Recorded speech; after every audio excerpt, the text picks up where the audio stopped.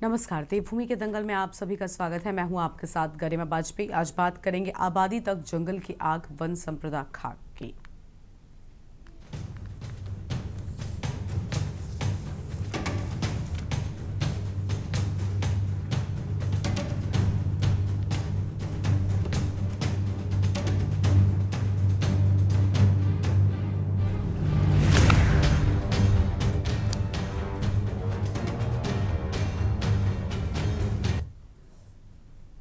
इन दिनों उत्तराखंड के जंगल धधक रहे हैं। वनाग्नि की घटनाओं का न सिर्फ पर्यावरण पर प्रभाव पड़ रहा है, बल्कि ये बढ़ती आग की घटनाएं वन्य जीवों को भी प्रभावित कर रही हैं। यही नहीं, प्रदेश की कीमती वन संपदा को भी काफी क्षति हो रही है। राज्य में बढ़ती वनाग्नि की घटनाओं पर अब सियासी घमासान भी शुरू हो गया है। उत्तराखंड के जंगलों में आग लगने की घटनाएं पर्यावरणीय रूप से देखी जा रही हैं, लेकिन इसका बड़ा असर जंगलों में रहने वाले वाइल्ड लाइफ पर भी पड़ता है। बड़ी बात यह है कि इतने सालों में अब तक इस पर कोई खास अध्ययन नहीं हुआ, लेकिन विभाग ये मानता है कि जंगलों की आग वन्य जीवों के लिए फायर सीजन में बड़ी समस्या बनती है। आपको बता दें कि फायर सीजन शुरू होते ही वन विभाग प्रभावित वनों का आंकड़ा जारी करता है और आग की घटनाओं का भी ब्यौरा देता है। लेकिन हैरानी की बात यह है कि इतने सालों में कभी जंगलों की आग के कारण वन्यजीवों को होने वाले नुकसान का कोई आकलन सार्वजनिक नहीं किया गया। ऐसा नहीं है कि वन विभाग फॉरेस्ट फायर के कारण वन्यजीवों को नुकसान होने की बात से इनकार करता है। हमें ये भी समझना चाहिए कि मौजूदा समय में जंगलों में लगने वाली आग से बहुमूल्य वन संपदा लगातार नष्ट होती रही है और इसके साथ ही वन्यजीवों पर भी इसका गंभीर प्रभाव पड़ रहा है। जंगलों को आग से बचाना बहुत जरूरी है और इसके लिए जन सहयोग भी आवश्यक है। तो वहीं विभागीय मंत्री ने लोगों से अपील करते हुए कहा कि जंगलों में आग लगने की घटनाओं को रोकने के लिए सभी नागरिक जिम्मेदारी निभाएं और किसी भी प्रकार की लापरवाही से बचें। अब जैसे जैसे तापमान बढ़ रहा है, प्रदेश में जंगल की आग की घटनाएं एक चुनौती बन रही हैं। वनाग्नि नियंत्रण के लिए संसाधनों को बढ़ाने के तमाम दावों के बीच जंगल की आग की घटनाएं लगातार बढ़ रही हैं। इससे पौड़ी जिला भी अछूता नहीं है। हालात ये है कि बीते 2 सालों से राज्य में दूसरे नंबर पर सबसे ज्यादा वनाग्नि की घटनाएं घटी और इसी जिले में रिपोर्ट हो रही हैं। तभी हालात तसमस ही हैं और अब वन्यजीव घटनाओं के साथ वनाग्नि प्रदेश की बड़ी चिंता बन गई है, जिस पर उपाय निकालने की बजाय राजनीति भी चरम पर है। वहीं राज्य की मुख्य विपक्षी पार्टी कांग्रेस से वन विभाग की कार्य संस्कृति पर कई सवाल खड़े करते हुए सीधे वन मंत्री पर निशाना साधा है। कांग्रेस ने वन क्षेत्र में लगने वाली वनाग्नि की बढ़ती घटनाओं के लिए वन विभाग को पूरी तरीके से जिम्मेदार ठहराया है। आखिर क्या है पूरा मामला, इस रिपोर्ट में देखिए।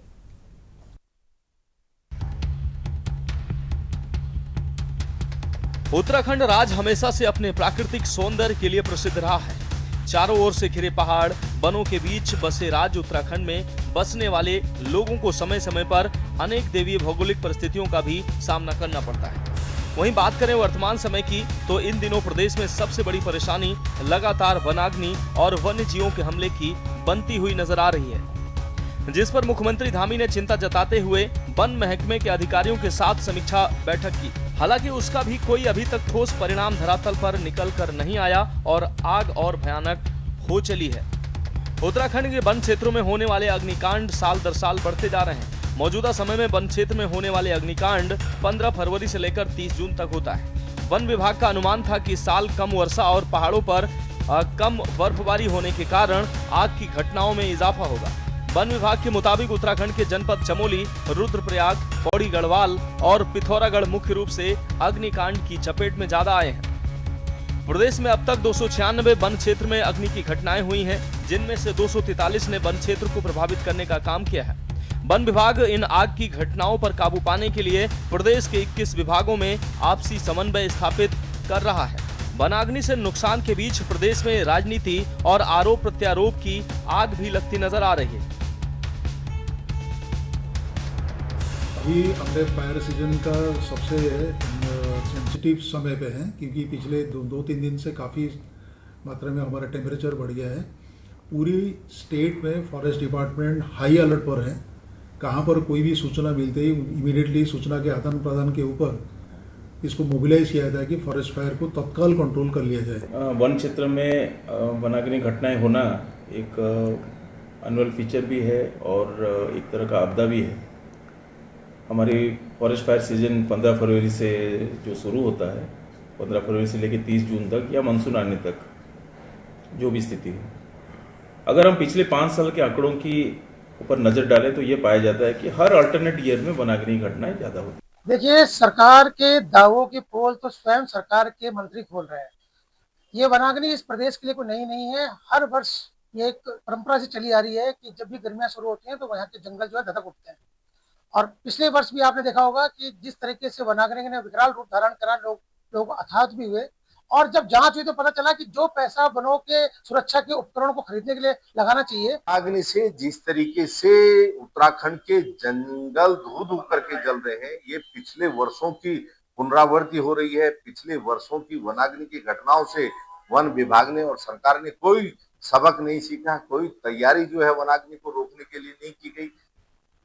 देखो कि कांग्रेस विपक्ष में है तो जाहिर सी बात है कि अच्छे कार्य हों या गलत कार्य हों, सबके ऊपर टीका टिप्पणी कांग्रेस को मुझे लगता है कि आदत सी पड़ चुकी है और वो अपनी उस आदत से बहुत मजबूर हो चुके हैं। लेकिन सरकार लगातार जिस तरीके से इस समय आग की चपेट में हमारे जंगल आते हैं उनको बचाने के लिए लगी है। हमारे कर्मचारी प्रदेश में लगातार बढ़ते तापमान के चलते प्रदेश की वन संपदा धू धू कर जल रही। भीषण वनाग्नि का दृश्य दिख रहे हैं। आग ने विकराल रूप धारण करते हुए जंगलों को अपनी चपेट में ले लिया है और कई स्थानों पर आग सड़क तक पहुंच गई है, जिससे जनजीवन और पर्यावरण दोनों के लिए गंभीर खतरा उत्पन्न हो गया। धामी सरकार का कहना है कि उत्तराखंड की वन संपदा हमारी अमूल्य धन। वन केवल हमारी प्राकृतिक पहचान ही नहीं बल्कि पहाड़ के जीवन, जल स्रोतों, जैव विविधता और आने वाली पीढ़ियों के भविष्य का आधार भी है। इस प्रकार की घटनाएं अत्यंत चिंताजनक हैं। स्थिति की गंभीरता को देखते हुए उन्होंने तत्काल वन विभाग के अधिकारियों से फोन कर आवश्यक कार्रवाई के त्वरित नियंत्रण के निर्देश भी दिए हैं। साथ ही स्थानीय प्रशासन से भी समन्वय बनाकर राहत और सुरक्षा उपाय सुनिश्चित करने को कहा। अब अनेक क्षेत्रों के अंतर्गत जिन स्थानों पर आग लगने की सूचना मिल रही है वहां उनकी टीम तुरंत मौके पर पहुंचकर आग पर काबू पा रही है। इसके लिए फायर वॉचर भी नियुक्त किए गए हैं। ऐसे में सवाल यही है कि हर साल सरकार और विभाग वन जीव और वन अग्नि से बचने के दावे करता है, लेकिन ये दावे ऐसे वक्त पर हवा हवाई ही साबित हो रहे हैं, जिससे हर साल करोड़ों की वन संपदा सहित वन जीव इसकी भेंट चढ़ जाते हैं। ऐसे में अब देखना होगा कि विभागीय स्तर पर आखिर बढ़ती वनाग्नि की घटनाओं को रोकने के लिए कौन सा फार्मूला अख्तियार किया जाएगा। Uttarakhand desk report.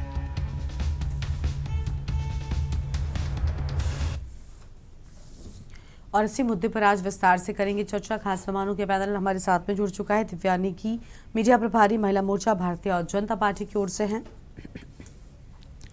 और कैप्टन रिटायर्ड राकेश ध्यानी जी हमारे साथ में, केंद्रीय प्रवक्ता यूकेडी की ओर से आशीष गर्ग जी हमारे साथ में हैं, पर्यावरणविद हैं। आगे इंदुमान जी भी हमारे साथ में जुड़ेंगे, प्रदेश प्रवक्ता कांग्रेस पार्टी की ओर से। बहुत बहुत स्वागत आप सभी का। सबसे पहले आशीष गर्ग जी का रुख कर लेंगे, पर्यावरणविद हैं। आशीष जी, बहुत स्वागत आपका। आशीष जी, वन संपदा जल रही है, खाक हो रही है। गर्मी की शुरुआत होते ही फायर सीजन शुरू हो जाता है और वन विभाग कितना भी एक्टिव क्यों ना हो जाए, लेकिन घटनाओं पर रोक लगा पाने में हर साल लगभग नाकामयाबी नजर आता है। आग जितनी तेजी से फैलती है उतनी तेजी से प्रदेश में इन घटनाओं को लेकर सियासत भी शुरू हो जाती है। विपक्षी दल सत्ता पक्ष पर कई तरीके के आरोप लगाता है, लेकिन उसका कोई खास असर दिखता हुआ नजर नहीं आता है। कुल मिलाकर वन संपदा खाक हो रही है और जो जिम्मेदार हैं वो आंखें मूंदे बैठे हैं। ऐसा क्यों आखिर? आशीष जी, क्या कहना चाहेंगे? देखिए, आपने जो बताया कि अभी हमारा जो फायर सीजन के समय, अभी इस समय फायर लगनी शुरू हुई है, वाकई में इस समय सीजन काफ़ी गर्म है, हॉट सीजन है। लेकिन मेरा कहना ये है कि ये जो फायर सीजन बहुत प्रोलॉन्ग हो गया है। आप देखिए कि पहले हम इसकी चर्चा आज से 8-10 साल पहले जो करते थे, केवल गर्मियों के सीजन में जहाँ कहीं फायर लगती थी हम उनकी बात करते थे। लेकिन आज ये फायर सीजन बहुत प्रोलॉन्ग हो गया है और आपने देखा होगा इस बार की जो सर्दियाँ भी थी उसमें भी काफ़ी फायर लगी। तो ये पूरा एक बहुत बड़ा जो मुझे लगता है इसके पीछे उन कारणों की जांच हम करने में अभी तक नाकाम रहे हैं, क्योंकि ये जो सीजन इतना प्रोलॉन्ग होता जा रहा है, इसके पीछे क्या क्या कारण है, ये अब इन पर काफ़ी गहनता से हमको विचार करने की ज़रूरत है। और मेरे ख्याल से मुझे लगता है कि जिस तरीके से ह्यूमन एक्टिविटीज़ हमारे हिमालयन रीजन्स में बढ़ती जा रही है दिन पे दिन, उसकी वजह से हमारे फॉरेस्ट पे या वन संपदा पे काफ़ी बड़ा एक संकट भी आ गया है। और हिमालयाज में जो हमारे काफ़ी अच्छी बारिशें होती थी, अभी वो बारिशें होनी बिल्कुल कम हो गई हैं, क्योंकि हमारे एक जो डेवलपमेंट का मॉडल है, या जो कह सकते हैं कि हमारा जो वन संपदा हम जिस तरीके से काटते भी जा रहे हैं, और साथ ही साथ एक क्लाइमेट चेंज का जो हम बार बार बात करते हैं, वो भी इस चीज़ों को बढ़ावा दे रहा है। तो कुल मिला के ये हो रहा है कि हमारे जो वन है, और वो काफ़ी ड्राई भी हो गए इस समय। उसमें आप देखेंगे जो सॉइल है उसकी बहुत उसमें नमी बहुत कम है। और इसमें जो आग लगने की घटनाएं होती हैं, वैसे तो इस सीज़न में यदि कभी बारिश होती है, कोई बिजली गिरती है, तो जनरली फायर देखी जाती है। लेकिन जैसा डेटा बता रहा है, इसमें 90% जो डेटा है ह्यूमन इंड्यूस्ड है। मतलब कोई इसमें आग जानबूझ के लगाता है, या उसमें कोई अपने चारे वगैरह को साफ करने के लिए जो अपने उसके फॉडर के लिए करता है, उसके लिए आग लगा देता है। तो ये किस तरीके से कंट्रोल किया जाए, इस पे हमको बहुत विचार करना पड़ेगा। और सब इसमें हमें चैलेंजेस ये है कि हमारा जो पूरा का पूरा जो हिमालयाज है, इसमें बड़े स्टीप स्लोप्स है, और बड़ा कह सकते हैं कि प्लेन एरिया में आपको फायर कंट्रोल करना थोड़ा रिलेटिवली आसान होता है। लेकिन जिस तरीके हमारी संरचना है पूरी पहाड़ की, उसमें हर जगह पहुंचना, हर जगह मॉनिटरिंग करना मुश्किल है। तो इसीलिए सरकार को टेक्नोलॉजी को बहुत जोर देना पड़ेगा। ठीक है। सैटेलाइट मॉनिटरिंग और जो दूसरे हमारे जो मेथड्स हैं, उन पे बहुत ज़्यादा ध्यान देना पड़ेगा। नहीं तो हम इसके कारण ढूंढते ही रह जाएंगे, और फॉरेस्ट फायर की घटनाएं दिन पे दिन बढ़ती जाएंगी। और हमारी जो वन संपदा के साथ साथ जो हमारी वाइल्ड लाइफ बड़ी बुरी तरह नष्ट हो रही है, और इसकी वजह से ह्यूमन वाइल्ड लाइफ कॉन्फ्लिक्ट जो बढ़ते जा रहे हैं, ये सब बहुत चिंता का विषय बना रहेगा। ठीक है, लौटेंगे सर आपके पास में। दिव्या नेगी जी का रुख करेंगे, मीडिया प्रभारी महिला मोर्चा भारतीय जनता पार्टी। बहुत स्वागत मैम आपका। दिव्या जी, देखिए कहा यह भी जाता है कि स्थानीय लोगों की मदद के बिना आप इससे नहीं बच सकते। समस्या से वन विभाग अगर चाहे कि इस पूरी समस्या से निजात दिला दे, तो वो असंभव नज़र आता है। और यही वजह है कि लोग ये कहते हैं कि जो स्थानीय हैं, ग्रामीण हैं, वो अगर इसमें सहभागिता निभाएंगे वो ठीक है। लेकिन अभी आशीष जी ने कहा कि बिना टेक्नोलॉजी की मदद के आप ये नहीं कर सकते, आप उन्हें इस लिहाज से ट्रेन कीजिए। इसके पहले भी हम इस मुद्दे पर चर्चा कर चुके, जब आशीष जी की ओर से यही बातें कही गई थी। क्या वन विभाग उस ओर ध्यान देता है, या सिर्फ और सिर्फ राजनीति शुरू हो जाती है और उतनी तेजी के साथ जंगल की आग बढ़ती रहती है? धन्यवाद गरिमा जी। और यहाँ पर आशीष जी ने बहुत अच्छे पॉइंट्स रखे यहाँ पर, क्योंकि देखिए हमारा जो जिस तरह का हमारा प्रदेश है, जिस तरह के क्षेत्र है जहाँ पर ये घटनाएं ज्यादा हो रही हैं, वो बहुत ही दुर्गम जगह है जहाँ पर पहुंच पाना, और हम बोलें कि हम पानी को लेकर वहां पर जा पाएंगे, बहुत मुश्किल काम है वो। और इसीलिए मैं इस तरफ आपका ध्यान दिलाना चाहूंगी। मैं अभी रिपोर्ट्स ही पढ़ रही थी वन विभाग की, कि अब लगातार इन्होंने जो हमारी वन पंचायतें होती हैं, जो महिला मंगल दल होते हैं, जो वन समिति होती है, ग्राम समिति होती है, और स्वयं सहायता समूह के लोगों को जोड़कर उनसे साथ में सहयोग करने के लिए कहा है। और ये लगातार सहयोग कर रहे हैं, जिसकी वजह से जब आम जनता इससे जुड़ेगी, जैसा आपने भी कहा अभी, जब वो उनसे जुड़ेगी तो तभी इसको आसानी से हम कंट्रोल कर पाएंगे। उसके लिए लगातार काम हो रहा है। साथ ही आपने सुना होगा कि सरकार ने अभी घोषित किया है कि आग बुझाने और इसकी रोकथाम के लिए जो भी सहयोग करेंगे, उसके लिए भी कैश प्राइज घोषित करें सरकार ने, 1 लाख रुपए का, 75,000 रुपए का और 30,000 रुपए का। ये वही तरीके हैं जिससे हम जनता को साथ में लाने की कोशिश कर रहे हैं। साथ ही जो हमारे 5,500 से ज्यादा फॉरेस्ट वॉचर्स इसमें नियुक्त करे गए हैं, जिनका यही काम है कि वो वॉच करें कहाँ कहाँ पर फॉरेस्ट हो रहा है। ये भी उन्हीं इलाकों के लोग होते हैं। इनका 10 लाख रुपए का बीमा भी कराया गया है, इनको SDRF की तरफ से 4 लाख रुपए का मुआवजा भी मिलता है। तो ये वही तरीके हैं कि कैसे हम लोगों को ही जोड़े, क्योंकि किसी भी विभाग के लिए या अधिकारियों के लिए या कार्मिकों के लिए मुश्किल है हर चप्पे चप्पे को चेक कर पाना, लेकिन जब जनता उनसे जुड़ी हुई होगी तो इसमें आसानी हो पाएगी।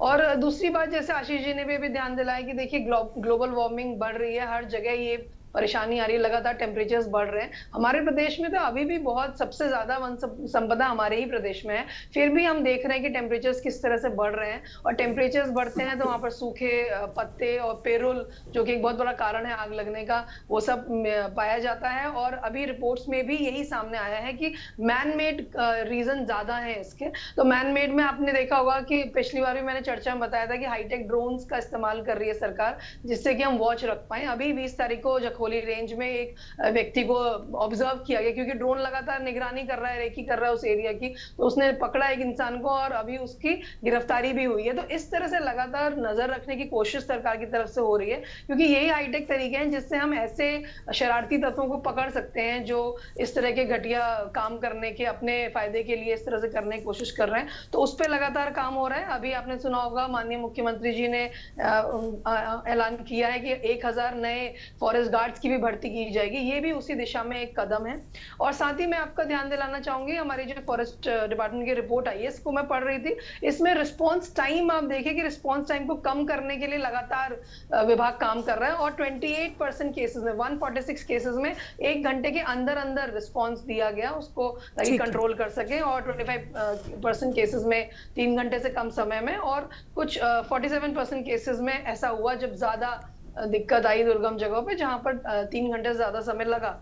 तो लगातार इस पे काम हो रहा है। पेरोल एकत्रीकरण की योजना में पता ही है पहले से चल रही है, 10 रुपए प्रति किलो जो गांववासी होते हैं बोला जाता है कि आप एकत्र करके लाइए, ताकि पेरोल कम हो, सूखी पत्तियां कम हो। जब ये कम होगी तो भड़कने की, आग भड़कने के इस तरह के जो इंसिडेंट होते हैं उनको कंट्रोल हम कर पाएंगे। साथ ही मैं आपका ध्यान दिलाना चाहूंगी, कंट्रोल बर्निंग पर काम चल रहा है। 461 प्लेसेस पे, 461 जगहों पर सरकारी विभाग ने कंट्रोल बर्निंग के जरिए ऐसे इलाके जहां चिन्हित हुए, जहां पे खतरा था कि वो रिहायशी इलाकों में आग बढ़ सकती है, इस पर भी लगातार काम हो रहा है। तो मैं ये इस बात को बिल्कुल नहीं मानती कि सरकार की तरफ से काम नहीं हो रहा है, विभाग की तरफ से काम नहीं हो रहा है। हर संभव प्रयास किया जा रहा है और आगे भी करा जाएगा। और इसके हमें, जैसे हम सहयोग के लिए आमंत्रित कर रहे हैं लोगों को, उससे हमें जरूर कुछ अच्छे परिणाम देखने को मिलेंगे। ये बहुत ही दुखद घटनाएं हैं, वन संपदा हो चाहे वन्य जीव हो, तो इनका जब भी नुकसान होता है तो ये हमारे प्रदेश का नुकसान है, जो कि मैं मानती हूँ कि सभी के लिए, सभी को बहुत बुरा लगता है सब सुनकर, इस तरह की घटनाएं देखकर बहुत चिंता का विषय है। लेकिन सरकार की तरफ से लगातार इस पे कदम उठाए जा रहे हैं, काम किया जा रहा है, और हम ये नहीं बिल्कुल भी कह सकते कि कोई भी हमने काम छोड़ा है जो कि इसमें पॉसिबिलिटी थी और हम नहीं कर रहे हैं। चलिए, हमारे साथ में कैप्टन राकेश ध्यानी जी हैं, केंद्रीय प्रवक्ता यूकेडी की ओर से। बहुत स्वागत सर आपका। सर, दिव्या जी का कहना है कि कोई भी कोशिश, कोर कसर छोड़ी नहीं गई है, हर संभव प्रयास कर रहे हैं इस समस्या से निपटने के लिए, लेकिन कहीं ना कहीं इस सबको एक साथ रोक पाना, अभी आशीष जी ने भी हालांकि इस बात को कहा, लेकिन नए विकल्प तलाशने चाहिए, टेक्नोलॉजी के साथ काम करना चाहिए। और अभी दिव्या जी कह रही थी कि हमने राशि भी रखी है, जो लोग जो स्थानीय ऐसी घटनाओं में मदद करेंगे, ये कितनी कारगर होगी? क्योंकि ऐसे तो फिर क्या इसका सही इस्तेमाल हो पाएगा? लोग बेजा इस्तेमाल नहीं करेंगे, ये भी अपने आप में बड़ी बात है।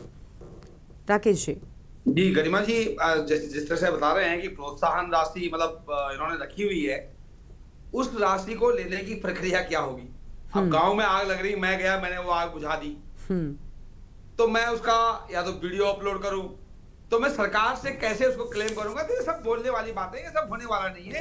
और होगा भी तो उसी हिसाब से होगा जिस तरह से आंदोलनकारी जो उत्तराखंड बनाने, राज्य आंदोलन बनाने के लिए जिन लोगों ने अपना प्रतिभाग किया, उसमें उस तरह से ही चिन्हित किया जाएगा कि जो लोग पैदा भी नहीं हुए थे उनको भी आज आंदोलनकारी के रूप में पेंशन मिल रही है। बहुत सारे केसेस हैं।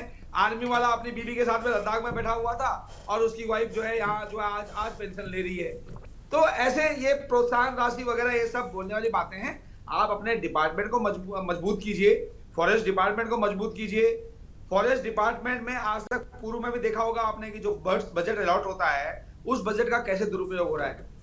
या तो आप एलटीसी में उसको यूज कर रहे हैं, या लैपटॉप खरीद रहे हैं, या मोबाइल फोन खरीद रहे हैं, आईफोन खरीद रहे हैं। तो आपके पास आज इक्विपमेंट नहीं है। अब हमारा उत्तराखंड जो है पहाड़ी पर्वतीय क्षेत्र है। पर्वतीय क्षेत्रों में आप बता दीजिए कि आपने कितनी एक्सरसाइज की, कितने ड्रिल्स किए कि आग लगती है तो उसकी एक वर्कशॉप लगनी चाहिए। या आपके पास तो वो सिचुएशन है कि आपका जो फायर टेंडर होता है वो पानी भी नहीं होता है उसमें। वो जब आग लगने की खबर आएगी तब वो नदी में पानी भरने जाएगा, और पहाड़ी क्षेत्रों में तो नदियां भी बहुत दूर है। तो आपके पास अगर आप इच्छा शक्ति आपकी होती तो आपके पास हेली सेवा होनी चाहिए आग बुझाने के लिए। आप विदेशों में भी देखते होंगे, हिंदुस्तान तो इतना बड़ा देश है, इतना बड़ा बजट यहाँ अलॉट होता है। 39 करोड़ का कुछ बजट था कि 39 करोड़ का बजट में से 35 करोड़ आप खा भी चुके हैं, सब निपट चुका है। लेकिन स्थिति जस की तस है। और इस बार तो मौसम भी बहुत बढ़िया था, अप्रैल महीने तक बारिश हो रही थी। आपके पास तो बहुत अच्छा टाइम था इस बार मैनेजमेंट करने का। आप बहुत सारे तरीके हैं आग बुझाने के। आप पेरोल की बात कर रहे हैं, 10 रुपए किलो दे रहे हैं, आप एक बार जाइए मैडम, मैं तो उस क्षेत्र से आता हूं कि मैं गांव में एक टाइम था कि हम उसको खेल मानते थे। जब आग लगती थी तो मैं अपने गांव से भाग के जाता, उस आग को बुझाने में हमें खुशी होती थी। लेकिन आपने हमारा हक छीना है। आज मेरे अंदर वो भावना नहीं है कि मेरा जंगल, जब तक वो भाव मेरे अंदर, आपने हर चीज आदमियों से छीन ली है, लोग पलायन करने में मजबूर हुए। जब तक वो भाव नहीं जगाएंगे कि मेरा जंगल, तब तक आग रुक नहीं सकती है। गांव में ऐसी स्थिति है, फॉरेस्ट गार्ड कहां रहता होगा?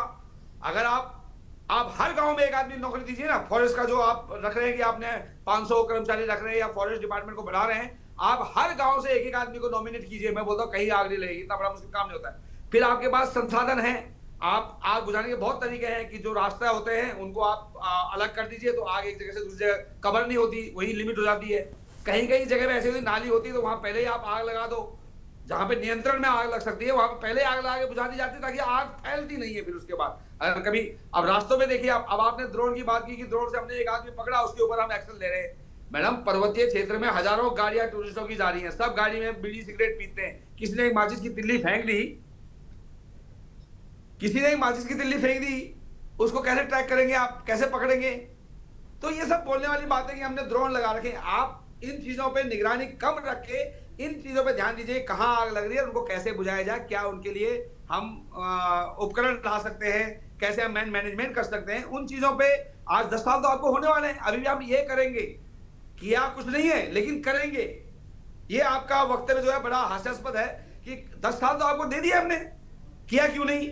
आग हर साल लग रही है, रोज हम डिबेट में बैठते हैं, यही डिस्कस करते रहते हैं, लेकिन करना कुछ नहीं है। करेंगे और जितना भी फंड्स आ रहा है उसको अपनी जेब में भरेंगे, ये नियत हो चुकी है। अभी आप नगर पालिका का यहाँ पे नगर निगम में देख लीजिए, झूठे सफाई कर्मी रखे हुए हैं और सफाई कर्मी भी अपने घर के माँ बाप भाई बहन रखे हुए हैं, केवल पैसा उनकी जेब में जा रहा है और ग्राउंड में काम नहीं हो रहा है। तो भारतीय जनता पार्टी का तंत्र ही फेल है इस समय, और करप्शन इतना बढ़ गया है कि कोई भी सरकारी आदमी बिना घूस के, बहुत लिमिटेड आदमी होंगे, शायद मेरे ख्याल से 20% भी ईमानदार नहीं बचे हुए आज की डेट में। 80% इस तरह के लोग हैं कि जिन्होंने केवल अपना जेब गर्म करने की कोशिश कर रहे हैं। और नेता जो हमने बिठा रखे, अभी आपके गणेश जोशी जी क्या वक्तव्य दे रहे थे मीडिया के लिए, टुटपुंजिए। मतलब इनको इतनी संवेदनशीलता नहीं है कि मैं एक बड़ा नेता हूं, मैं एक कैबिनेट मंत्री हूं, क्या बोल रहा हूं, किन शब्दावली का मुझे इस्तेमाल करना चाहिए। हमारे जैसे छोटा आदमी बोल दे चल जाएगा। ठीक है, अभी आप वहां पे केदारनाथ में अभी राजनीति इस पर करने की क्या जरूरत है? अभी ये सारे मुद्दे आप ठीक बोले पहले, लेकिन अब इन सारी बातों पर जाने का कोई मतलब नहीं है। ठीक है, चलिए मैं लौटूंगी राकेश जी आपके पास में, और इंदुमान जी को भी हम अपनी चर्चा में जोड़ते चलेंगे। उससे पहले एक ब्रेक के लिए आप रुक रहे हैं, फौरन हाजिर होंगे।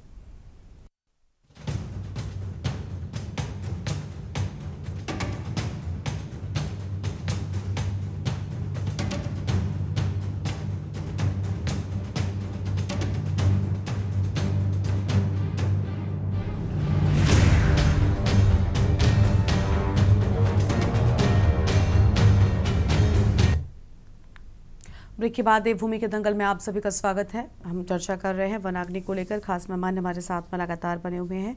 इंदुमान जी हैं प्रदेश प्रवक्ता कांग्रेस पार्टी की ओर से, उनका रुख कर लेंगे। इंदुमान जी, क्या कहना चाहेंगी? लगातार जंगल धधक रहे हैं, वन विभाग की ओर से नाकामयाबी साफ तौर पर सामने आ रही है। ये कह लें कि जो तस्वीरें सामने आ रही हैं वो अपने आप में चिंता बढ़ा रही हैं। न सिर्फ वनाग्नि में पेड़ पौधों को नुकसान हो रहा है, बल्कि वन्य जीवों के लिए सबसे बड़ा खतरा है, और ये पर्यावरण के लिहाज से भी देखा जाए तो बहुत ज़्यादा परेशान कर देने वाली बात है। इंदुमान जी। जी गरिमा जी, गरिमा जी, उत्तराखंड में 65% फॉरेस्ट होता था। आई डोंट नो साइंटिफिकली अब क्या सिचुएशन है, क्योंकि जहाँ तक वनाग्नि की बात है ये एक थोड़ा सा कंटिन्यूस प्रोसेस है, कम या ज़्यादा लगती रही है यहाँ पे फॉरेस्ट में आग, और ये तो मार्च में ही शुरू हो जाती थी। इस बार तो दैवीय कृपा रही है कि मई के महीने में भी बारिश हुई है, इसलिए उसको बहुत कम होना चाहिए था। लेकिन एट प्रेजेंट जो स्थिति है वो बहुत भयानक गढ़वाल साइड विशेष तौर पर हो रही है, और 380 के करीब हेक्टेयर फॉरेस्ट अफेक्टेड है इस समय। जहाँ तक सरकार की बात है, अभी 1000 गार्ड्स, फॉरेस्ट गार्ड्स रिक्रूट होने हैं, ऐसा अखबार में आया कल कि वो होने हैं। तो कब वो होंगे, कब उनका फायदा मिलेगा, ये हम समझ सकते हैं। क्योंकि जब, और दूसरी बात ये है कि इस वर्तमान में तो 10 साल होने वाले हैं सरकार को पूरे, और ये आग की प्रक्रिया तो हर साल की है, तो कौन से नए कदम उठाए गए? हरक सिंह जी जो भारतीय जनता पार्टी के सरकार वन मंत्री थे और कांग्रेस में आने के बाद में जो उन्होंने खुलकर जो खुलासे किए हैं भ्रष्टाचार के, तो वो बोल रहे हैं, सबूत दे रहे हैं वो उस बात का। तो वन विभाग और जो इच्छा शक्ति की बात है, वन विभाग अगर अपने काम को पूरी तन्मयता से और उत्तरदायित्व से करे तो इतनी अग्नि नहीं लगेंगी। देखिए, और काफी कुछ इसमें मानवीय कारण है। जो द्रोण से फायदा मिला रुद्रप्रयाग में, जो वो त्रिलोक सिंह भगवान जो पकड़े गए हैं, देखा गया, उनको पकड़ा गया है, बहुत अच्छी बात है कि मॉडर्न टाइम में जो टेक्नोलॉजी है बहुत आगे पहुंच चुकी है। ड्रोन से या बहुत सारे सीसीटीवी कैमरास और भी अच्छी तरह से लगाए जा सकते हैं मॉडर्न तरीके से।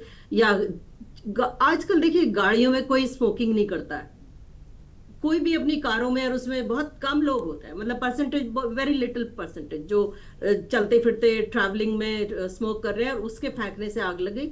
This is very little percentage अगर ऐसा है। लेकिन काफी कुछ मामले ऐसे पाए जाते हैं जिसमें कि जानबूझकर आग लगाई जाती है। लोकल वहां के क्षेत्रीय लोगों, वो ये नहीं सोचेंगे कल को इसका रिपरकशन क्या होगा, क्या रिजल्ट होगा, वो ये नहीं सोचने वाले। तो उनको हमें अवेयर करने की आवश्यकता है वन विभाग के माध्यम से। जो वन मंत्री है, he should be very strict and strong अपने फील्ड में काम करने के लिए। अगर अपने विभाग में सब काम करेंगे तो बिल्कुल लास्ट में ये नहीं करना पड़ेगा कि हम क्या कहते हैं 1000 गार्ड्स हम सेलेक्ट करने वाले हैं, to be selected, to be elected, ये आ रहा है अखबार में। और 400 के लगभग फायर की अलर्ट की घटनाएं कल में सर्वे विभाग ने दिया है। लकीली बाय चांस इधर कुमाऊं साइड के जो मामले हैं उसको अगर कंपेयर करें हम गढ़वाल से, काफी कम है। वो 79 के करीब मैंने पढ़ा था कुमाऊं में जो आए, उसमें भी बागेश्वर और द्वाराहाट का एरिया सबसे ज्यादा इफेक्टेड है। तो इसमें ये तो देखिए वन विभाग पूरा, वन मंत्रालय और उसके नीचे जो काम करने वाले हैं, हालांकि 1-2 लोगों की उसमें डेथ भी हो गई है। कोई फायर वॉचर कोई बुझाने का प्रयास कर रहा था, वो लुढ़क गया, शायद चमोली में ऐसा हुआ है। और एक महिला के घर के आसपास ही आ गई थी, और 50 ईयर्स ओल्ड महिला, वो भी जल गई और उसको बाद में पता चला उसके बेटे। बहुत दुख की बात है ये। और हमारे जो जानवर हैं, जंगली जानवर, वो कितने हर साल खत्म हो रहे हैं, वो तो उसका कोई रिकॉर्ड सरकार दे ही नहीं रही है। और देखिए जंगली जानवरों के ऊपर भी हम चर्चा कर चुके हैं पहले कि जंगली जानवर और जो ऊपर की खेती है कितना नुकसान ह्यूमन बींग्स को खा रहे हैं। तेंदुए और ये टाइगर्स वगैरह, जब उनके घरों को जलाया जा रहा है इस तरह से, तो उनके जो हैबिटेट्स हैं वो खत्म हो रहे हैं, तो वो सड़क पे आ रहे हैं, फिर मानवीय हिस्सों में वो आ रहे हैं। तो बहुत ही चिंता का विषय है, क्योंकि आग देखिए हर बार लग रही है, लेकिन घटने के बजाय या स्टेबल रहने के बजाय ये घटनाएं लगातार बढ़ रही हैं। ये दुख की बात है। काफी हिस्सा फॉरेस्ट का जल के कई एरियाज ऐसे हैं जहां 3 बार एक ही जगह आग लगी है, 3 बार रिपीट हुई है। ये सब रिकॉर्ड में पाया गया है। तो सरकार को बहुत गंभीरता से इसको बहुत पहले से इसकी तैयारियां करनी चाहिए। तैयारियां बहुत कमजोर आपकी रही हैं। टेक्नोलॉजी को और ज्यादा बढ़ावा देके और उसको सख्ती से आपको कार्यशैली इस पे अपनानी चाहिए, क्योंकि हमें जल जंगल को बचाना है, फॉरेस्ट को बचाना है। उत्तराखंड के फॉरेस्ट के कारण ही पूरा जो साइंटिफिकली हमारा बायोडाइवर्सिटी एरिया है उससे फायदा मिलता था, क्योंकि वैसे तो बहुत 33% होना चाहिए अपना पूरा लैंड एरिया के हिसाब से। उत्तराखंड से वो उसको हमें फायदा मिलता था, लेकिन उत्तराखंड में जब कम हो जाएगा, और वैसे भी अब वो नीचे भी क्योंकि बिल्डिंग्स ज्यादा बन रही हैं, तो ये तो सब वैज्ञानिक है, बैठे हैं, काम कर रहे हैं, तो 20 से भी नीचे % जा चुका है हमारा फॉरेस्ट एरिया, बिकॉज इंडस्ट्रीज और बिल्डिंग एरियाज को बढ़ावा दिया जा रहा है। ऐसे में उत्तराखंड और जो पहाड़ी क्षेत्र है उनमें जो ग्रीनरी थी वो देखने में जो कम हो रही है। बल्कि मैं तो आई वॉज वेरी हैप्पी कि इस बार इतना अच्छा मौसम हो रहा है। मई का महीना लगभग ऐसे ही बीत गया कि बारिश में, हालांकि ऐसा कहा जा रहा है, मैंने पढ़ा सुना, जो ये विभाग है, मौसम का विभाग, कि इस बार गर्मी काफी लंबी होगी और ज्यादा होगी और बारिश कम होगी, और जो होगी वो बहुत अधिक मात्रा में। जैसे हमारे उत्तराखंड में बार बार आपदाएं आती हैं बादल फटने से पहले, तो बादल इतने नहीं फटते थे। तो ये सब ग्लोबल वार्मिंग का इफेक्ट तो है, लेकिन उसको हम खुद पैदा कर रहे हैं। अभी मैंने एक और खबर पढ़ी थी कल परसों ही कि जहाँ पे टनल बनी है वहां पे नीचे पानी, वाटर टेबल बिल्कुल खत्म हो गया, वहां के गांव के लोगों को पानी नहीं मिल रहा है। तो अभी से ही अगर ये स्थिति आने वाली है तो ये काम करना किसको है? ये तो सरकार को करना है ना। और सरकार, अगर हमारे मुख्यमंत्री जी, प्रदेश के मुख्यमंत्री एट द लास्ट मोमेंट मई के एंड में ये कहते हैं कि 1000 फॉरेस्ट वॉचर हम रिक्रूट करेंगे, तो इट इज बहुत, मुझे लगता है कि बहुत वीक गवर्नमेंट है और इनकी कार्यशैली और इच्छा शक्ति बिल्कुल कमजोर है। केवल एकमात्र पिछली 2-3 बार पहले वो प्रवक्ता खुद भी बोल रही थी भारतीय जनता पार्टी की कि हम तो हमेशा चुनावी मोड में रहते हैं। तो आपका केवल एक ही उद्देश्य रहता है कि बस चुनाव जीतना और कुर्सी पर बैठना। जो भी कोई आते हैं लोग बात करते हैं। अब किस तरह से वो पत्रकार को कल परसों उन्होंने इंटरव्यू लिया, किसका? विधायक अरविंद पांडे जी का। अरे अरविंद पांडे जी तो भारतीय जनता पार्टी के विधायक हैं और मैंने सुना वो इंटरव्यू, उधर लाइक कोई उसमें ऐसी बात ही नहीं है। उसका परिवार आज डर में बैठा हुआ, 2 छोटे बच्चे, उसकी पत्नी को सामने उसको खींच के लेके गया। तो सरकार की कार्यशैली सीधे सीधे, देखिए डिक्टेटरशिप नहीं है तो और क्या है? ठीक है, दिव्या नेगी जी से जवाब ले लें आपकी सारी बातों का। नहीं है, 7 सालों में तो कुछ हुआ ही नहीं है अब तक, 70 साल ही नहीं हुए, 47 से लेके अब तक, बल्कि 85 से लेके जब से कांग्रेस बनी थी तब से लेकर अब तक ना कांग्रेस ने आजादी दिलवाई, ना स्वतंत्रता दिलवाई, ना पहले मुख्य प्रधानमंत्री ने, जब एडवर्स कंडीशंस थी, गेहूं कहाँ से आया करता था? अमेरिका से आया करता था। और जब हमारे लाल बहादुर शास्त्री जी प्रधानमंत्री थे तब ग्रीन रेवोल्यूशन आई। जो हमारी बहन अभी बैठी है, मैं उनको मतलब इनको लगता है इनकी तो आजादी खैर 14 में आई, ये कहना भी क्या है, इतनी बड़ी वो बैठी हुई है एमपी हिमाचल की कंगना रनौत जी, उनके हिसाब से भारतीय जनता पार्टी की एमपी के हिसाब से तो आजादी 14 में आई, तो बहुत कुछ कहना इनके लिए ठीक भी नहीं होगा। चलिए ठीक है, दिव्या जी कुछ कहना चाह रही हैं आपके सवालों के जवाब में ही। महिला मोर्चा से बीजेपी से हमारे साथ में दिव्या जी। दिव्या जी, बहुत गंभीर आरोप लगाए हैं इंदुमान जी ने। देखिए, मैं ये कहूंगी इंदु जी को कि हम अगर मुद्दे की बात करें, यहाँ पे हम केवल वनाग्नि पे यहाँ पे डिस्कशन कर रहे हैं, तो उस पे अगर मुख्यमंत्री जी ने ये बोला है कि 1000 फॉरेस्ट गार्ड्स की भर्ती हो रही है, तो इसका मतलब ये नहीं कि अभी तक फॉरेस्ट गार्ड्स है ही नहीं उसमें डिपार्टमेंट में। फॉरेस्ट गार्ड्स हैं और मैंने आपको पहले ही बताया कि 5500 से ज्यादा फॉरेस्ट वॉचर्स को पहले ही नियुक्त किया गया है इसी काम के लिए। लगातार जो वन समितियां हैं, वन पंचायत हैं, ग्राम समितियां हैं, महिला मंगल दल हैं, जो वहां पर सेल्फ हेल्प ग्रुप्स होते हैं गाँव में, उनको जोड़कर रखा गया है इस काम में आगे बढ़ने के लिए। और हमें सबको पता है, ये जैसे ध्यानी जी ने भी पॉइंट उठाया कि जब लोग आते हैं वो किस तरह से लापरवाही करते हैं, चाहे वो कचरा फेंकने की बात हो, चाहे वो सिगरेट या आग की ऐसी चीजें फेंकने की बात हो, वो लापरवाही करी जाती है। और क्योंकि रिपोर्ट्स में भी सामने आया है कि ये मैनमेड कारण है, तो उसके लिए हाईटेक तरीकों से सरकार लगातार, वन विभाग कर रहा है इसको चेक। और आगे भी इस तरह से अगर कोई लोग होंगे, इससे देखिए एक तरह का डर बनता है कि जब एक व्यक्ति को इस तरह से ड्रोन से पकड़ा जाता है तो अब बाकियों को भी ये पता है कि इस तरह से चेकिंग हो रही है। अभी तक वो उसको सीरियसली नहीं लेंगे, लेकिन जैसे ही एक की गिरफ्तारी होगी तो सबको एक मैसेज जाता है कि इस तरह से भी एक हाईटेक चेकिंग भी चल रही है। और कहीं पर भी आप ये मत सोचो कि आपको नहीं देखा जा रहा है गलत काम करते हुए। तो हमें ऐसे लोगों को, ऐसे शरारती तत्वों को पकड़ना है, उसके लिए हाईटेक तरीके अपना रही है सरकार।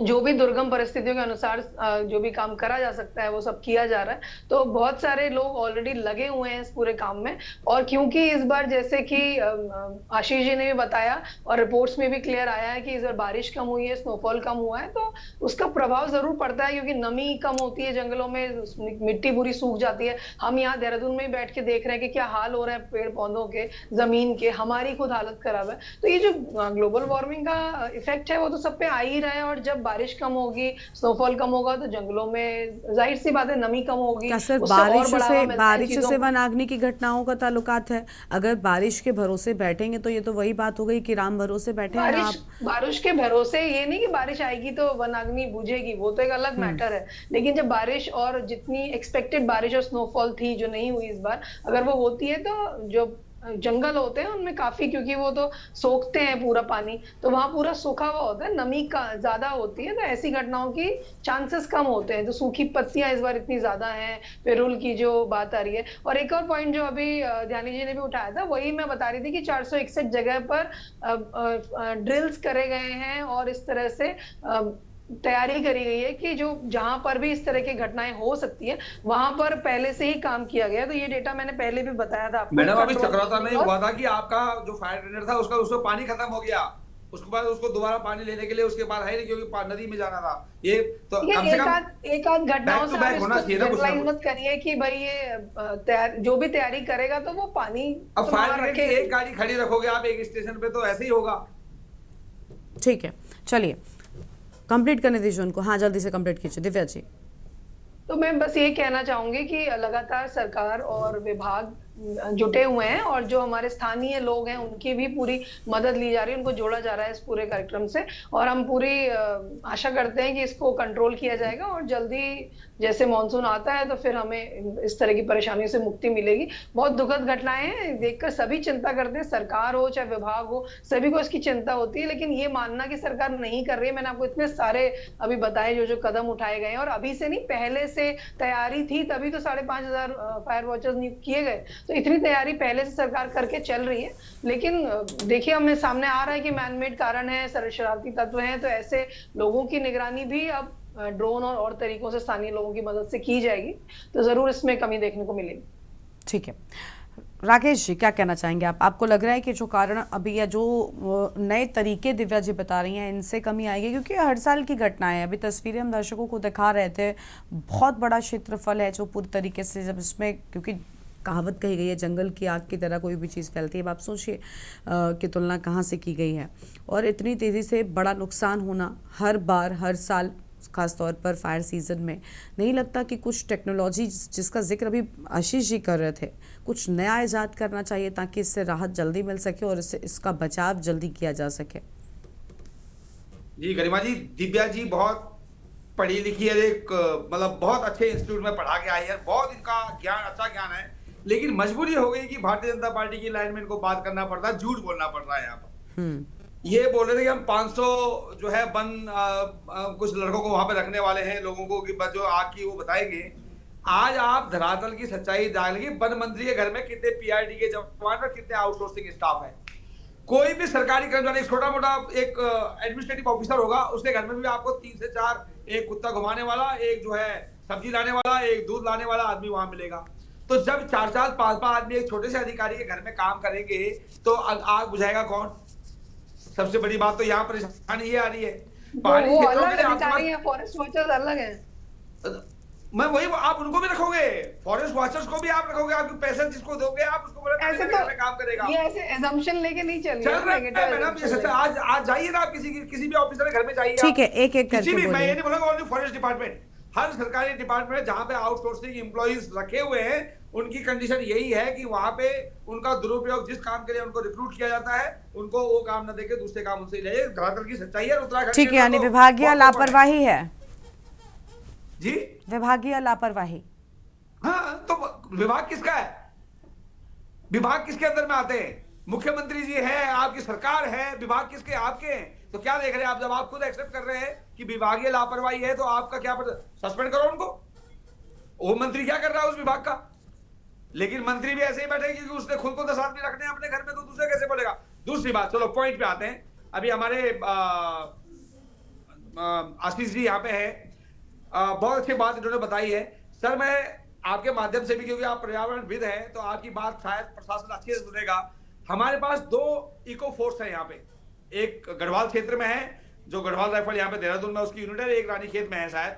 और मैं खुद इसमें गया था, हमने राजनाथ सिंह जी से मुलाकात की, और मेरे एक मित्र भारतीय जनता पार्टी से ही है, और हम वहां गए, हमने एक ड्राफ्ट आपके सरकार की तरफ से भी दिया कि हमें 4 इको फोर्स दीजिए यहाँ पे, क्योंकि पेड़ लगाते हैं, वो आग बुझाने का भी अच्छा, क्योंकि वो रिटायर्ड सैनिक होते हैं, उनको कुशल होते हैं, उनको सबको आप काम, आधे काम तो आपको उनको आते हैं, तो आप उनकी फोर्सेस को बढ़ाइए।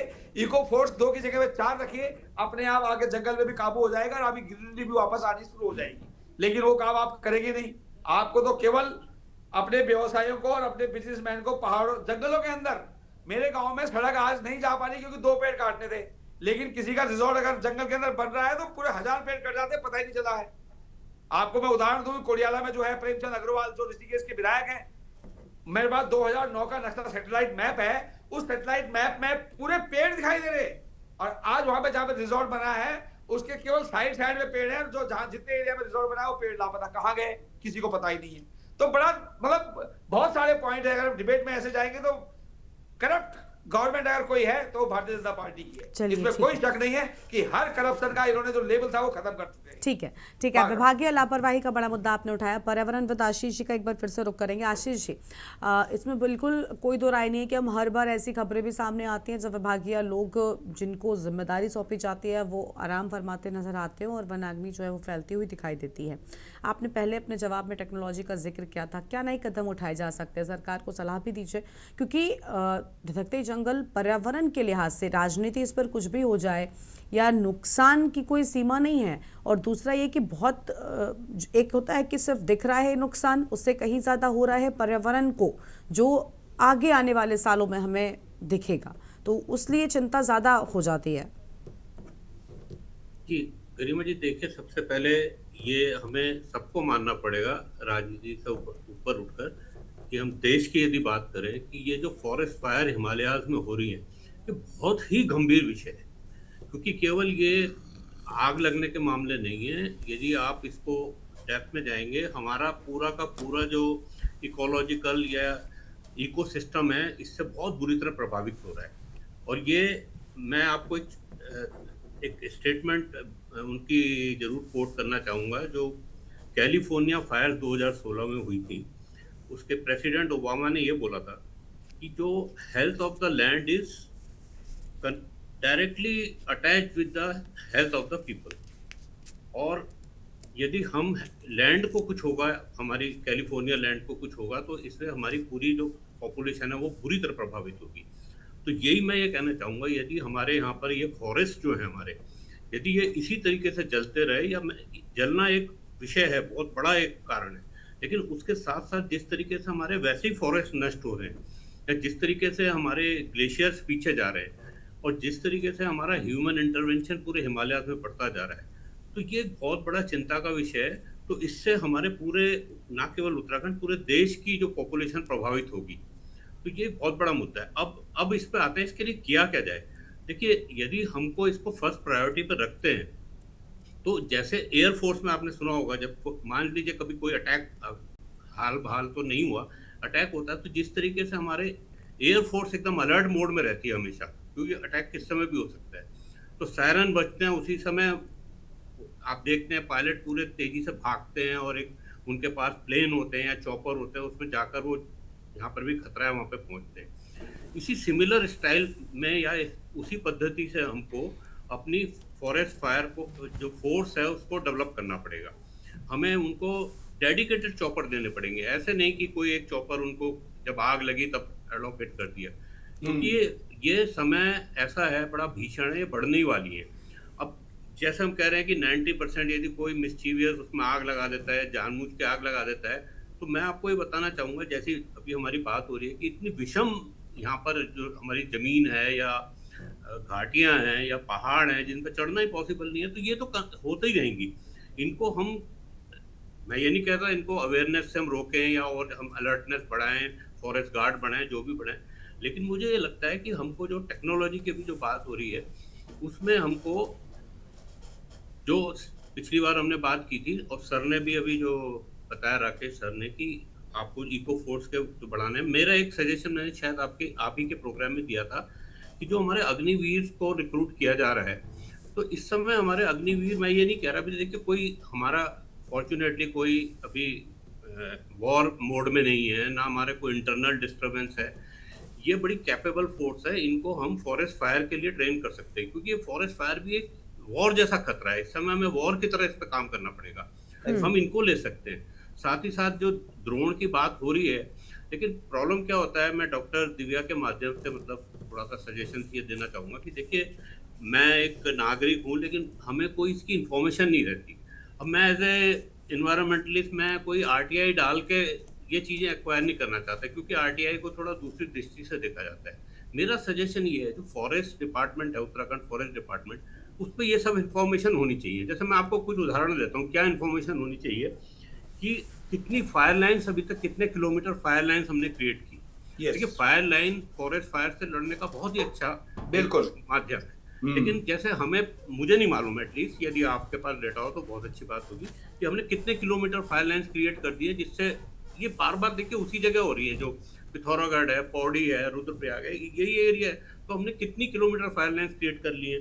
साथ ही हमने पॉन्ड क्रिएशन कितने किए, जिसमें हमारे पानी के तालाब रहे, इससे वाइल्ड लाइफ को भी पानी पीने को मिलेगा। और फॉरेस्ट फायर, हमारी भूमि में नमी भी रहेगी तो फॉरेस्ट उससे फायर कम होंगी। या कितने हमने जो झाड़ियां हटाई, जो मैंने एक और प्रोग्राम में बताया था कि देखिए पहले हमारा क्या था कि एक फॉरेस्ट होते थे, उनके बीच में एक बफर होता था, और फिर हमारे गांव होते थे, फिर शहर होते थे। आज आप कई जगह देखेंगे कि शहर बिल्कुल फॉरेस्ट के मुहाने पे खड़े हैं, मतलब वहां पे बस्ती बस्ती जा रही है। तो हम ये क्यों अलाउ कर रहे हैं? देखिए जैसे हम डैम बनाने के लिए डिस्प्लेसमेंट करते हैं या कुछ डेवलपमेंट के लिए डिस्प्लेसमेंट करते हैं, आप साफ साफ बोलिए जो फॉरेस्ट फायर के लिए भी हम यहाँ से डिस्प्लेस करेंगे, क्योंकि जितना आप फॉरेस्ट के नजदीक रहेंगे उतना ही उस पर अतिक्रमण होगा और उतनी आग लगेगी। और सिमिलरली हमने अपनी फॉरेस्ट फोर्स को कितना इक्विप किया है, उनके पास फाइटिंग के क्या गियर्स हैं, वो किस तरीके से लड़ते हैं, क्या टूल्स हैं उनके पास, उनका रिस्पॉन्स टाइम कितना है। तो ये सब डेटा इनका वेबसाइट पे आना चाहिए। और यदि ये आएगा तो मैं उसको कोई उस दृष्टि से नहीं कह रहा हूँ, इससे हमें ही लर्निंग होगी और हम उसमें कुछ और अच्छे सुझाव दे सकते हैं। मैं ही नहीं, पूरे उसको जितने भी हमारे स्टेट के जो प्रबुद्ध लोग हैं या जो जानकार लोग हैं, एक्सपर्ट लोग हैं, उससे क्या है, ये इस पर जितनी अवेयरनेस होगी उतने अच्छे सुझाव आएंगे और फॉरेस्ट फाइट करने में हमको बहुत मदद मिलेगी। तो मेरा पॉइंट यही है कि, और दूसरा हम जाके, जैसे मैं ये नहीं कह रहा विदेश यात्राएं करें, लेकिन आजकल आपके ऐसे माध्यम है, हम जितनी भी जहाँ पूरे वर्ल्ड में जहाँ फॉरेस्ट फायर होती है वो कैसे बुझाते हैं, उनसे हम सीखने की कोशिश करें। और देखिए एक इम्प्लीमेंटेशन बहुत जल्दी होना चाहिए। अभी जैसे हमारा कुछ प्रोसीजरल हर्डल्स इतने होते हैं, जैसे अभी आप कह रही हैं कि 1000 हम उनको रिक्रूट करेंगे, तो इस प्रोसेस में 2 या 3 साल लग जाएंगे, मतलब मुझे नहीं मालूम। मेरा मतलब इनको एक फास्ट ट्रैक मोड में इनको लगाएं और ट्रेन करें और इनको हम लगाएं, क्योंकि ये हम पे जो विंडो है ना फाइट करने की, डॉक्टर दिव्या, बहुत कम है। अभी हम इसको ये नहीं कह सकते हम 3, 4, 5 साल में कंट्रोल करेंगे। मुझे लगता है नहीं है सर, सरकार की इच्छा शक्ति बहुत जल्दी हमको करना पड़ेगा। आपने बहुत बढ़िया सुझाव दिया कि इच्छा शक्ति है, तभी सारे कदम उठाए जा रहे हैं। मैं बाकी सर के भी सुझाव ले, मैं जस्ट 30 सेकंड, अगर फायर लाइन पे ही काम किया जाता तो शायद आग लगने का कोई चांसेस ही नहीं है। मैं तो पहाड़ों से आता हूँ, मैं जंगलों में रहा हूँ, वहां पे अगर फायर लाइन एक छोटा सा काम है कि अगर आपके 2 आदमी जो है दिन भर काम कर रहे हैं, वो इतनी बड़ी फायर लाइन कर देंगे, घास ही तो हटाना है, दोनों तरफ उस घास को मार देना है, फायर लाइन बन गई, जो इधर की आग है वो ऊपर आएगी नहीं। लेकिन मैं आपको लगातार बता रही हूँ, ये जो कंट्रोल बर्निंग के मैं आपको जगह बता रही हूँ, उसमें यही किया जाता है कि थोड़े से इलाके में खाली करके जो वहां पर पत्ती और सूखी हुई चीजें उनको जला दिया जाता है ताकि वो दूर हो जाए, और फिर उसको जो मेन जंगल का इलाका है उससे दूर करा जाता है। तो ये ऑलरेडी करा जा रहा है। आपने अभी पिरुल की भी बात की थी कि 10 रुपए किलो हम लोग दे रहे हैं। आप देखिए कंडीशन क्या है, आपने एक स्पॉट बना रखा है कि आपको वो पिरुल इकट्ठा करके यहाँ लेके आना पड़ेगा। वो बेचारा अपना ट्रांसपोर्ट करके, अगर वो 2 क्विंटल 4 क्विंटल उसे उठा लिया, वो गाड़ी करेगा और उसके बाद वहां लेके आएगा। तो आपकी नीति कुछ नहीं है। आप अगर घर घर जाके, जहाँ एरिया में जाके, जहाँ पे आपने इकट्ठा करना, वहां से आप कलेक्ट करने के लिए प्रोविजन रखिए। तो आपने बोल तो दिया कि 10 रुपए किलो ले रहे हैं, लेकिन सच्चाई यह है कि नहीं पड़ रहा है उनको 2 रुपए किलो भी नहीं पड़ रहा है आज की डेट में वहां पर। तो क्यों मेहनत करेगा आदमी? जी, तो मैं इसमें थोड़ा सा और बताना चाह रहा था सर, जैसे हाँ, शीशी आप कंप्लीट करें। ब्रिकेट्स की एक कुछ आई थी कि पिरूल से हम ब्रिकेट्स बनाएंगे, बायो एनर्जी करेंगे, तो या उनसे बोर्ड पैकेजिंग कंपोस्ट बनेगा, कई लाइवलीहुड के उसके मॉडल्स बनेंगे। तो वो सब अभी मतलब मैं देखने की कोशिश करता हूँ, इस डिबेट में आने से पहले हमें कहीं मिलती नहीं है। तो मेरा आपसे आग्रह है कि इसको सार्वजनिक उस पर रखें, जिससे ये और आगे बढ़े। दूसरा देखिए, एक है हमें फायर रेजिलिएंट कुछ फॉरेस्ट उनको लगाना पड़ेगा। बांज ओक के जो पेड़ थे उनको कितना हमने लगा दिए अभी तक, मतलब मेरे पास कोई डेटा नहीं है। देखिए वो जब हम इनको बांज ओक जो हमारे पुराने नेटिव फोर्स वो होते थे, ये फायर रेजिलिएंट भी थे, तो इन सबको हमको लगाना चाहिए। और अर्ली वार्निंग टेक्नोलॉजी, मैं आपको बता सकता हूँ कि मैंने एक ऐप पे उसको डाला हुआ है, तो मेरे को कुछ पता चलता रहता है, मैसेज आते रहते हैं कि आज यहाँ फायर लगी या वहाँ फायर लगी, लेकिन उसके बाद कोई मेरे पे डिटेल नहीं होती। तो हम क्या करें कि जैसे इसके लिए हम जो सैटेलाइट अलर्ट्स जो हमारे हैं उसको, और जो ड्रोन्स की आपने बात की है, तो आजकल AI आर्टिफिशियल इंटेलिजेंस जो है ये बहुत ही एक इफेक्टिव टूल है। लोग इससे घबराते हैं, लेकिन मुझे लगता है कि इसको जितना ज़्यादा आप अपने एक्सपर्ट्स हायर करके इस फायर कहाँ हो रही हैं फायर्स, उनके हॉट स्पॉट आप डेजिग्नेट करें और उस पर सबसे ज़्यादा काम करें। जितने हमारे वल्नरेबल एरियाज हैं जो फायर के, वो बार बार जहाँ पर आग लगती है, यदि हम एआई की मदद से उनको हम आइडेंटिफाई कर ले और उन पर ही काम करें सबसे ज़्यादा, तो कम से कम हम 70-80% मुझे लगता है 2 या 3 साल में हम उसको रिड्यूस कर सकते हैं। सर फॉरेस्ट डिपार्टमेंट का एक बार ट्रांसपेरेंट ऑडिट करवा दीजिए, सारी सच्चाई सामने आ जाएगी। सर ऑडिट तो देखे हुए हैं और उसी की वजह से कुछ खबरें आई भी थी। मैंने इसलिए शब्द यूज किया ट्रांसपेरेंट। उसमें पता चला था कि कुछ एक अच्छा खासा फंड उसका हाँ, तो ठीक है, जल्दी से दिव्या जी आप लास्ट रिएक्शन देखिए। बहुत अच्छी बात है आशीष गर्ग जी की ओर से बताई गई है, ऐसे कई सारी बातें सामने आती हैं, लेकिन उस लिहाज से कोई काम क्यों नहीं होता आखिर?